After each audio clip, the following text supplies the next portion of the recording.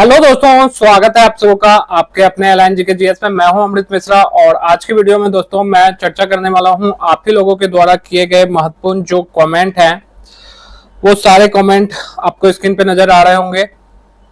तो ये सारे जो कमेंट हैं ये आप लोगों के द्वारा किए गए हैं और इन सारे टोटल 20 कमेंट जो सबसे ज्यादा आपके द्वारा क्वेश्चन रिपीट हुए हैं, तो उनके रिप्लाई मैं इस वीडियो में करने वाला हूं। तो उम्मीद है कि आज की वीडियो आपको काफी पसंद आएगी।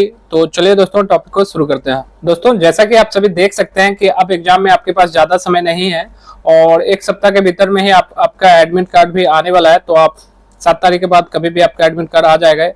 तो तैयारी उम्मीद करता हूँ कि आप लोग की अच्छी चल रही होगी। दोस्तों पहला क्वेश्चन यही है कि बेल्टन टाइपिंग एग्जाम में शब्द हाईलाइट होंगे या नहीं। तो मैंने बताया था आपको कि नॉर्मल हाईलाइट होगा।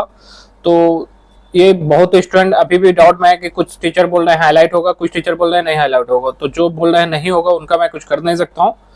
वर्ड हाईलाइट होते हैं नॉर्मल, तो आपका काम हो जाएगा उतना से। तो आप मान के चलेंगे वर्ड हाईलाइट होगा।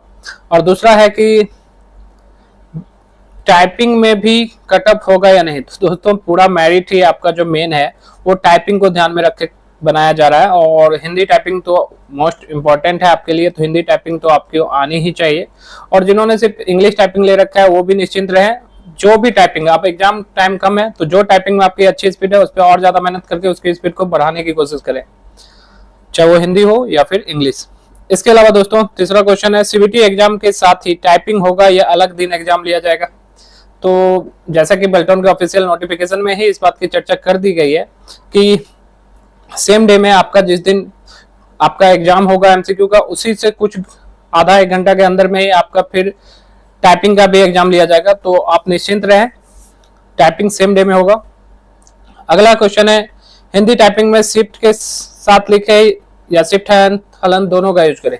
आप दोनों का यूज करके टाइपिंग कर रहे हैं तो बेहतर है दोस्तों। और बाद बाकी तो जैसा कि मैंने बताया कि साइट बेल्टन की साइट पे तो आप देख ही सकते हैं कि किस तरीके से टाइपिंग हो रही है और वहां पर आपका मॉक टेस्ट लिया जाएगा मेन टाइपिंग से पहले, तो उसमें आप कंफर्म कर लीजिएगा। इसके अलावा दोस्तों पांचवा क्वेश्चन है, एग्जाम में 5 मिनट का टेस्ट होगा, उसके बाद एक्चुअली टाइपिंग टेस्ट 10 मिनट का होगा।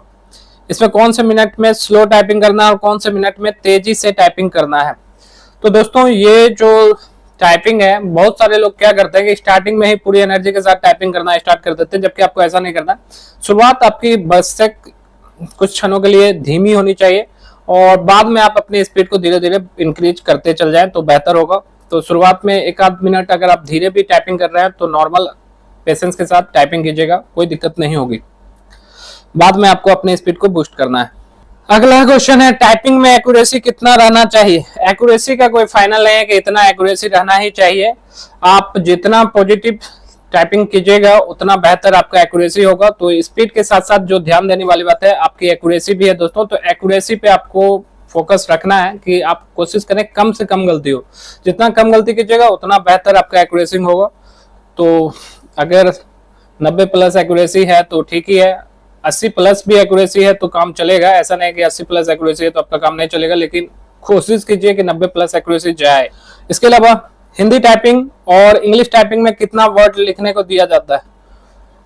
दोस्तों हिंदी टाइपिंग और इंग्लिश टाइपिंग में कुछ लोग ऐसे भी बोलते हुए आपको नजर आएंगे कि 400 वर्ड ही रहता है। तो 400 वर्ड रहता है तो मान लीजिए कि सिंपल सी बात है, फिर 40 से ज्यादा तो किसी का स्पीड होना ही नहीं चाहिए 400 वर्ड में।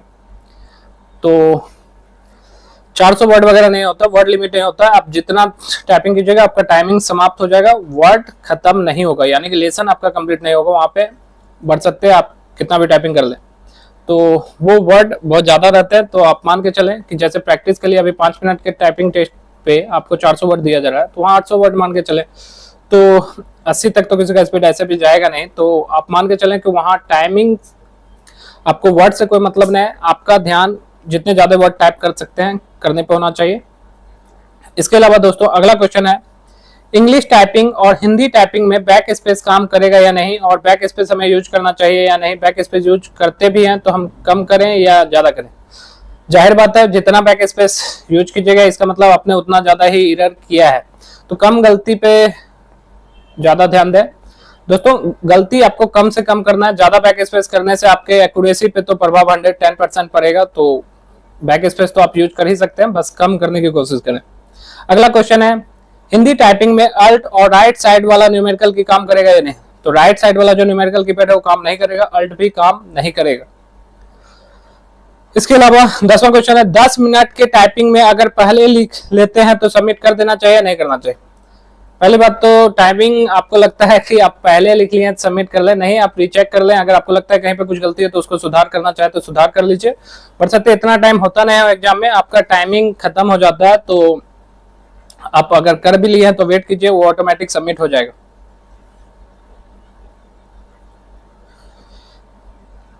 11वां क्वेश्चन है, एग्जाम में सीवीटी टेस्ट और टाइपिंग टेस्ट कितने समय अंतराल पे होता है? आधे घंटे के भीतर में होता है, तो ज्यादा अंतराल आपको नहीं मिलेगा, आधा से 1 घंटा के अंदर में ही आपका दोनों चीज होने वाला है। यानी कि जैसे ही आपका सीवीटी टेस्ट होगा उसके बाद कुछ ही देर बाद फिर आपका टाइपिंग टेस्ट भी होगा।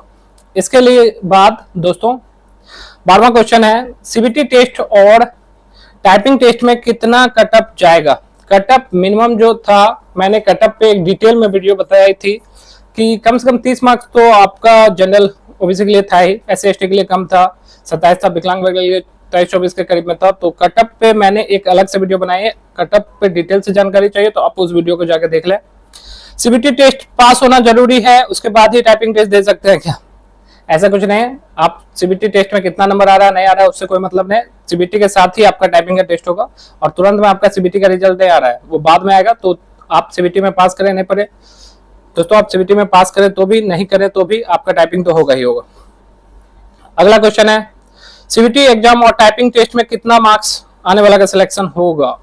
अब वेल्टन के ऑफिशियल साइट पे इस तरीके से अभी कुछ भी नहीं है कि कितना मार्क्स पे ही होगा। इस बार फॉर्म ज्यादा भरा है, तो अगर मैं गेस करूं यानी कि सिर्फ अनुमान लगा के अगर कहूं तो सीबीटी में इस बार और मेरे द्वारा जो टेस्ट सीरीज लिया भी जा रहा है उसमें भी सिंपल सी बात है, स्टूडेंट अच्छा कर रहे हैं, अच्छा स्कोर भी हो रहा है उनका। तो सीबीटी में तो उम्मीद है कि ये 60 में से 40, 45, 50 तक तो ला ही सकते हैं।